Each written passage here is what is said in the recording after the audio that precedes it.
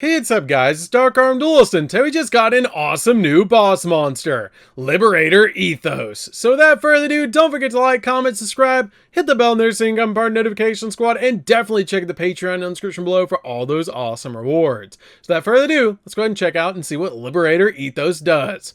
So this card is actually going to be released in Supreme Darkness, and this card looks phenomenal. I love the artwork of this card. This card is probably one of my favorite artworks in the entire game now. It looks absolutely crazy, but one thing I don't understand is why is this card a reptile? I don't understand. This card should be like a fairy or something, or a fiend, but it looks so good. Okay, so let's see what it actually does.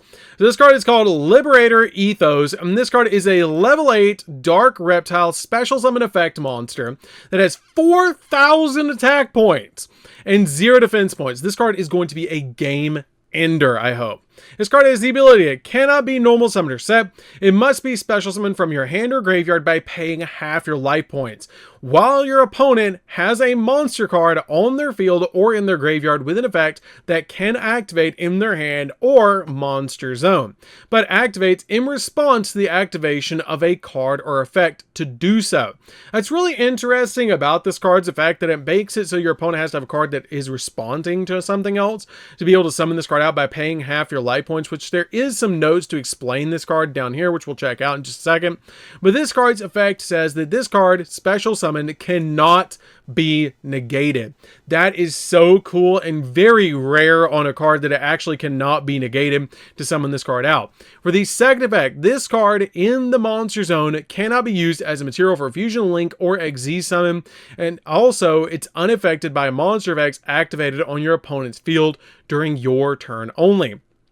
Meaning you're meant to summon out this card and then go in for game using this card, which is so cool about this card's effect.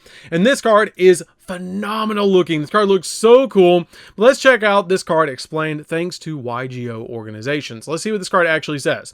So note to explain this card. This card looks like every monster card in your opponent's graveyard. It looks at every monster in your opponent's graveyard and that they control on their field, including their spells and trap zones, and typically checks their text for the word win.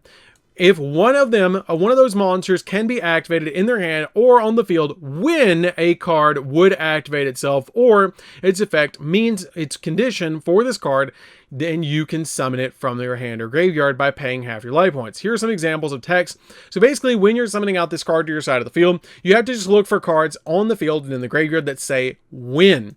So that's very important to make sure that it does say win in the text box. And it's insane that we actually have a card that checks for the word win. And it's really insane, but it's a really cool card. Also, there are also some mandatory if trigger effects like those found on Doom Caliber Knight, Go Golem, Golden Form, and Light and Darkness Dragon. These three also work for this effects for the new card, but you're basically just looking for cards that say win, which is really interesting for this card to actually activate. But this card is actually insane.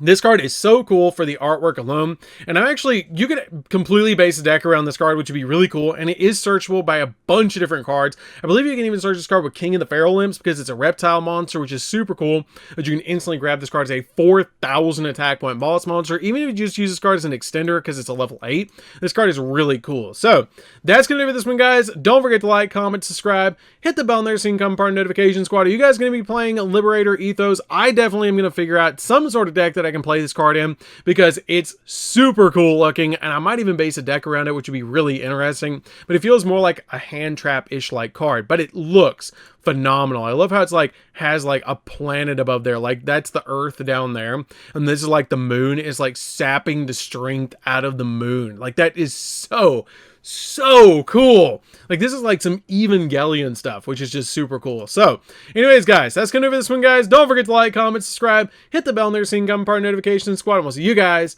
in the next video. See you later, guys.